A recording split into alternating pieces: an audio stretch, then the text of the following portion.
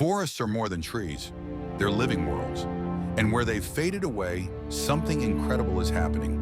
Reforestation is bringing them back step by step, turning empty lands into places of beauty and life again. It's not loud or flashy. It's a quiet miracle unfolding all around us. In Kenya, the Greenbelt movement has planted 51 million trees. What started as patches of dry soil is now a sea of green, grasslands blooming, streams trickling back, and birds filling the air with song.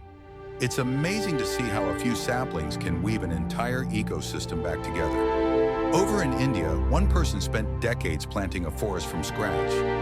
Now it's bigger than Central Park. Elephants roam there again. Butterflies dance in the undergrowth, and the air feels alive.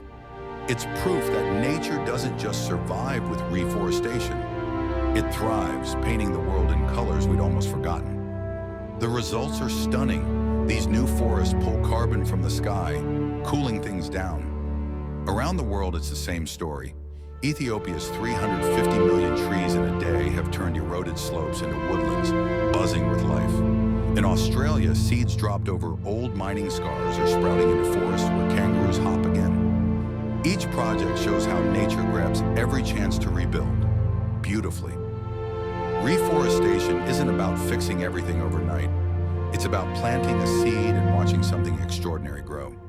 Forests, wildlife, hope. These places remind us how resilient nature is, how much beauty it holds when we give it room. It's a gift unfolding, one tree at a time.